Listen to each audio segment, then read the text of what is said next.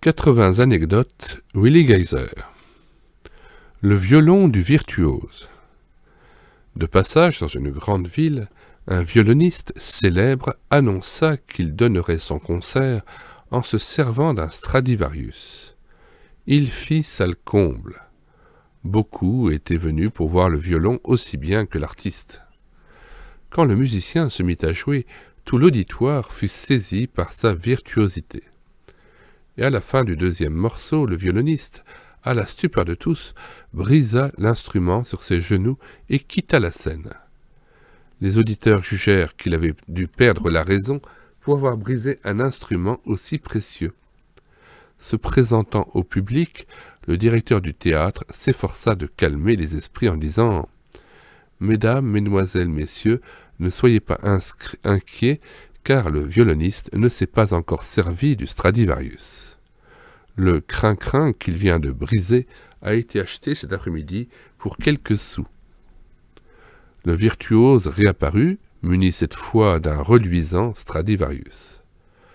Après avoir exécuté une première œuvre avec ce bijou, il s'arrêta et demanda qui dans la salle avait remarqué la différence entre les deux instruments.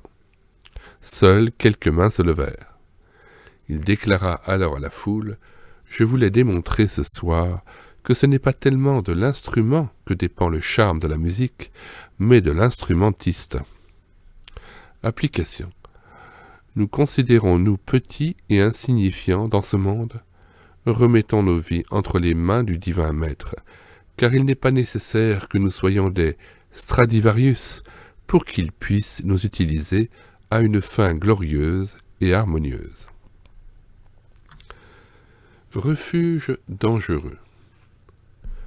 Deux soldats, au cours de la Deuxième Guerre mondiale, se réfugièrent sous un camion poids lourd lors d'une attaque aérienne. Aucune bombe n'atteignit le véhicule. Heureusement pour eux, car ils apprirent après le bombardement que le camion était chargé de dynamite. Application. Il en est ainsi de beaucoup de personnes qui se croient en sécurité en raison de leur religion, de leurs bonnes œuvres, mais qui ne sont pas pour autant à l'abri du jugement de Dieu. Dette remise. Dans un village d'Écosse vivait un médecin chrétien de grande renommée. Peu après sa mort, ses livres de comptabilité furent soigneusement examinés. On remarqua que plusieurs sommes étaient biffées à l'encre rouge avec la mention « Annulé, trop pauvre pour payer ». La femme du brave docteur lui ressemblait malheureusement bien peu. Immédiatement, elle fit en sorte que les procédures soient engagées en justice contre les débiteurs. Quand le cas fut traité, le juge demanda à la veuve « Est-ce bien là l'écriture de votre mari ?»« Oui, certainement, répondit-elle. » Alors, lui déclara le juge, il n'y a aucun tribunal dans tout le pays qui pourrait exiger de ceux auxquels votre mari a remis leurs dettes de vous rendre quelque argent. Application. Nous pouvons avoir dans le domaine spirituel la même assurance. Christ a payé notre dette au terme de la loi. Dieu a confirmé son acceptation du sacrifice de la croix en ressuscitant Christ d'entre les morts. C'était sa façon d'écrire sur notre dette. Annulé, trop pauvre pour payer. Quand un pécheur accepte Christ par la foi, Dieu le déclare justifié et libéré de toute charge. Son casier est alors vierge. Le clown déçu. Voilà quelques années, un célèbre psychiatre reçut la visite d'un homme apparemment bien équilibré, mais profondément abattu par le sentiment de mélancolie qui l'assaillait.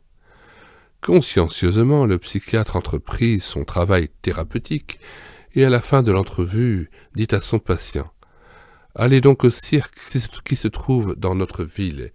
Il y a un clown fameux qui amuse tout le monde et il est unique en son genre. Ça va vous faire beaucoup de bien. » Alors cet homme fondit en larmes en disant « Ce clown, c'est moi. » Application. Au milieu même du rire, le cœur peut être affligé. Proverbe 14, verset 13. oublié de détacher le bateau. Au soir d'une belle journée d'automne, deux campagnards décidèrent de traverser le lac en canot pour aller boire un pot au restaurant sur l'autre rive. Ils s'y attardèrent au point que c'est aux petites heures du jour seulement qu'ils sortirent tumultueusement de l'établissement. Un peu obnubilés, ils s'installèrent dans leur barque pour entreprendre le trajet de retour. Gaillardement, ils se mirent à ramer, et le firent avec vigueur 2 heures durant. Finalement, l'un des fêtards dit à son collègue : « Ne penses-tu pas que nous devrions avoir atteint l'autre rive depuis longtemps ?»« Oui, certainement, lui répondit son camarade, mais c'est parce que nous n'avons pas ramé avec assez d'énergie. » Ils redoublèrent d'efforts, et ils ramèrent résolument 1 heure encore. C'est alors que pointa le crépuscule, et que les deux infortunés durent constater avec stupéfaction qu'ils étaient toujours au même endroit, car ils avaient oublié de détacher leur bateau. Application. Ainsi en est-il de l'homme irrégénéré. Il est retenu par les amarres de Satan. Peu importe les efforts qu'il fournira pour atteindre l'autre rive, s'il n'a pas été démarré par Christ, il découvrira un jour qu'il est resté accroché au rivage de son état de pécheur. Et il en est de même pour tous les croyants qui restent attachés aux choses du monde. Ils fondent sur place. Tous ont besoin de Christ. Quelqu'un a fait remarquer que l'abeille, aussi bien que l'éléphant, avait besoin de l'arche de Noé pour échapper au déluge. Ni la taille, ni la puissance de l'éléphant ne lui garantissaient le salut, mais l'arche exclusivement. Application. Il en va de même pour l'homme. Ni son statut social, ni sa justice propre, encore moins ses œuvres, si bonnes ou si grandes soient-elles, pourraient lui assurer le salut, mais Jésus-Christ seul. Ainsi, le plus petit comme le plus grand des humains, tous ont besoin du Sauveur pour échapper à la damnation éternelle. La bouteille brisée. Georges, chrétien plein d'amour pour les âmes perdues, témoignait partout de sa foi. Son collègue de travail, un pharmacien du nom de Henri, lui tenait particulièrement à cœur. Mais chaque fois que Georges lui parlait du Seigneur, Henri tournait ses propos en dérision. Un jour, une petite fille présenta à Henri une ordonnance pour sa mère alitée. Il mélangea quelques drogues, versa le contenu dans un flacon et le remit à la petite fille qui franchit prestement la porte et s'en alla en courant.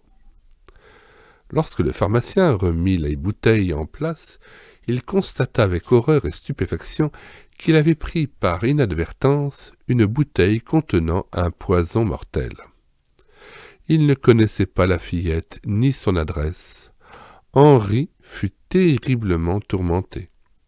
Dans quelques instants, la mère allait avaler le breuvage mortel. Il en eut des sueurs froides. Quelle responsabilité, quelles conséquences désastreuses non seulement pour cette famille, mais aussi pour sa carrière et sa personne. Soudainement, il se souvint de son collègue Georges et du Dieu dont il lui avait souvent parlé. Immédiatement, il se mit à genoux et implora le secours de ce Dieu qu'il ne connaissait pas, mais qui, selon Georges, est vivant et sait faire des miracles.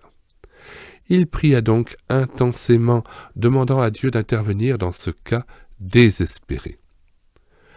Peu de temps après, la porte s'ouvrit et la petite fille, tout éplorée, confessa au pharmacien « Je suis désolée, monsieur, mais j'ai trébuché dans ma course. Le flacon s'est brisé et le liquide s'est entièrement répandu. Pouvez-vous me donner une autre potion ?» C'est avec joie et grand soulagement que le pharmacien s'exécuta. Cet incident bouleversa la vie de Henri et il ne fut plus jamais le même, car il savait maintenant d'expérience que Dieu exauce les prières. Aussi se donna-t-il à Christ sans hésiter. Application. Témoignons en toute occasion, favorable ou non, car le Seigneur s'arrange toujours pour faire germer la semence. Ainsi en est-il de ma parole qui sort de ma bouche. elle ne retourne point à moi sans effet, sans avoir exécuté ma volonté et accompli mes desseins. Ésaïe 55, verset 11. La parabole de Spurgeon. Il vivait au Moyen-Âge, raconte Spurgeon, un despote qui fit venir en sa présence son forgeron et lui ordonna de forger une chaîne bien solide. Au bout de quelques jours, l'artisan revint et lui présenta le produit de son travail. Le dictateur n'était pas satisfait. À son avis, la chaîne devait être allongée. Il ordonna à l'ouvrier de revenir avec la chaîne doublée de sa longueur. Une semaine plus tard, le forgeron se présenta encore auprès du maître, et à nouveau celui-ci lui ordonna de doubler la longueur de la chaîne.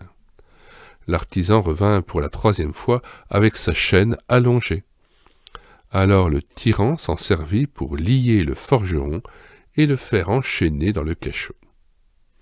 Application. C'est ce que le diable fait avec les hommes, disait Spurgeon. Il les oblige à forger leur propre chaîne, dont il se servira pour les enchaîner dans les ténèbres du dehors.